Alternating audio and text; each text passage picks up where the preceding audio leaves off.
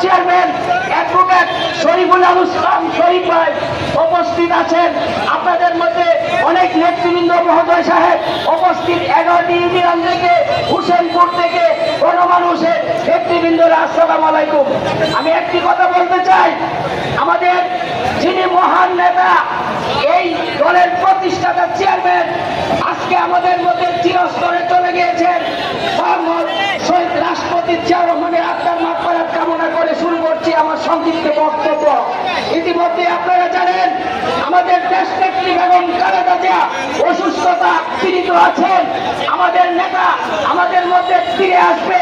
আমরা চাই আগামী দিনে 1918 সালে 2018 সালে যে নির্বাচন আমাদের মধ্যে রেজাউল করিম কাঞ্চনজু সাহেব করেছিলেন, আমাদের নামে মামলা দিয়েছিল যশোদল থেকে, উনি আমাদেরকে 1 লক্ষ টাকা দিয়ে ঢাকা থেকে জামিন করে এনেছিলেন। আমরা অনেকভাবে নির্যাতিত, আজকে মামলা খেয়েছি, 15 বছর ধরে ঘুমাইতে পারি নাই, 4 মাস জেল কেটেছি, আমরা বিএনপির সদস্য হতে পারি নাই। দুঃখ আমাদের একটাই, আমরা চাই দলমত নির্বিশেষে আপনাদের প্রতি মানুষ অধিক আগ্রহে অপেক্ষা আছে। কোন সময় কানের শীষ নিয়ে আপনি মাঠে নামবেন, মানুষ আপনাকে ভোট দিয়ে এই কিশোরগঞ্জবাসীকে সুখ শান্তি দেবেন, রাস্তাঘাটের পরিষেবা করবেন, দুর্ভিক্ষ মানুষের অন্ন যারা কেড়ে নিয়ে এই দেশ থেকে চোরের মতো পালিয়ে গিয়েছে, এদেরকে আমরা চাই এই দেশের মানুষ অত্যন্ত সহনশীল এবং ধৈর্যশীল।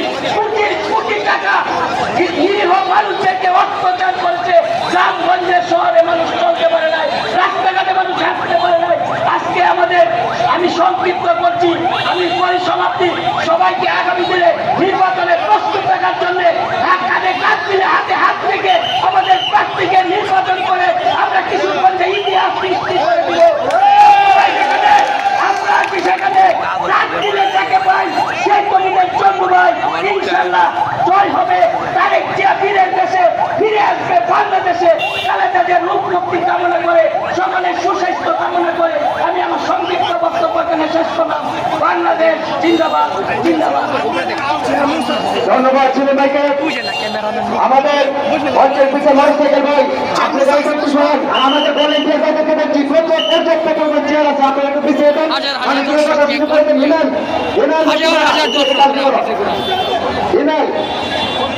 সংগ্রামী নেতৃবৃন্দ, সংক্ষিপ্ত বক্তব্য রাখবেন কিশোরগঞ্জ জেলা ব্যবসায়ী সমিতি, ব্যবসায়ী সংগঠনের ব্যবসায়ী দলের সংগ্রামী সাধারণ সম্পাদক শেখ ফরিদ ভাইকে সংক্ষিপ্ত বক্তব্য রাখার জন্য বিনীতভাবে আহ্বান জানাচ্ছি।